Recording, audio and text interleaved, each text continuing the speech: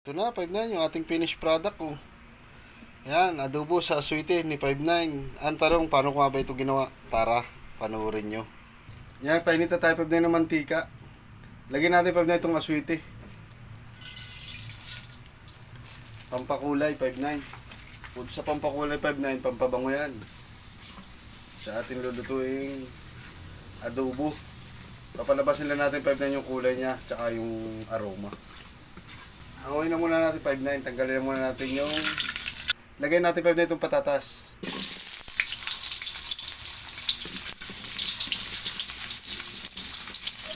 Prito lang natin 5-9. At lang 5-9 na ibabaraw niya, golden brown lang natin yan.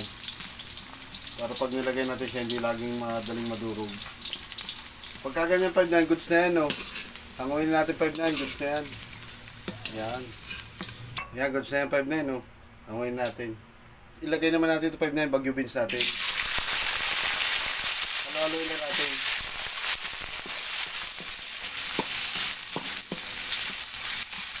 Yan, goods na yan 5-9. Hanguin na natin 5-9. Goods na yan. Yan. Lagyan natin 5-9, sibuyas.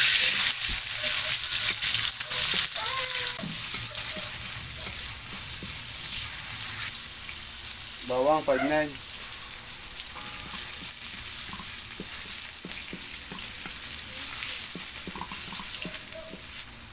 Laurel. Lagyan natin dyan laurel para bumango din siya. Lumabas yung aroma. Oh, bango. 5-9, paminta.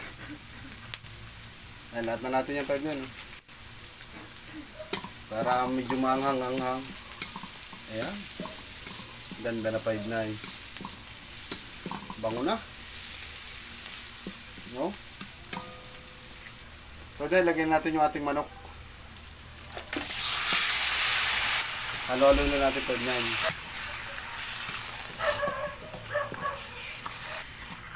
Ang bango 5-9. No? Ang bango 5-9.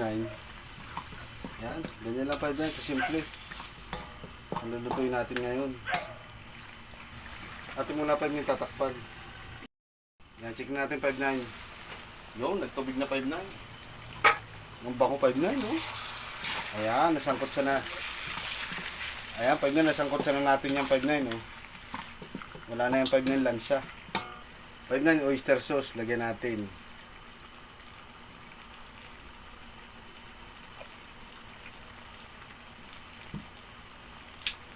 Kunting tuyo. Haluin na natin 5-9. Halo-haloin muna natin 5-9, ha. Ilagyan natin 5-9 isang basong tubig. Para panluto niya. Lutuin na natin siya dyan 5-9. Paigayin lang natin. Yan, palambutin na natin 5-9. Yan, check na natin 5-9. Haluin natin 5-9. 5-9, lagyan natin ng nor. Halo-haloin lang natin. Paigayin lang natin. Ayan, check na natin 5-9. Buksan natin. Ayan, nahiga na 5-9. Ano? Aba. Ay, ang sarap 5-9 nito. Gawa na yung ano, yung aswete. 5-9, nilagyan ko pala itong kunting patis, ha. Hindi ko na napakita sa video. Ayan, nilagyan natin patatas. Natin pinirito kanina. Ayan, tamang sakto lang yan. Luto na naman yan, ng patatas na yan. Maluluto pa yun dito ng konting oras, eh. Lagyan pa natin pa yung konting gulay. Ayan, oh. Ayan, hawain natin 5-9. Serve na natin yan. Ayan, serve na natin 5-9, oh. Ah, goods na goods ito sa kanin 5-9. Ayan, oh. Ayos to 5-9. Tara, serve na natin 5-9. Yun.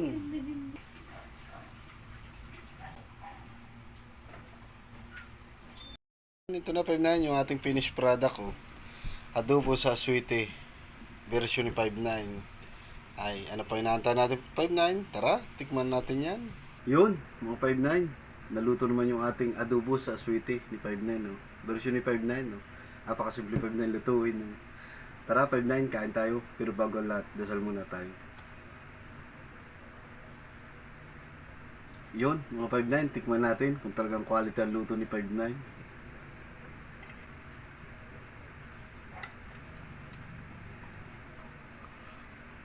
Ito. Grabe 5-9, ang sarap. Ganda 5-9 yung Baguio Beans. Half cook pa rin. Malutong-lutong pa. Patatas. Tama-tama ang lambot pa na, hindi labog. Nasa gitna, tama. Panalo. Iba rin si Aswete 5-9. Talagang mabisa din. Quality. 100% 5-9, magluto kayo nito. Masarap. Napakasimple ng regado. So yun mga 5-9. Natapos naman tayo 5-9 sa adobo ni 5-9 sa Aswete. So maraming salamat 5-9 sa inyong patuloy na pagsuporta. Please follow, like, and share. Maraming salamat at God bless.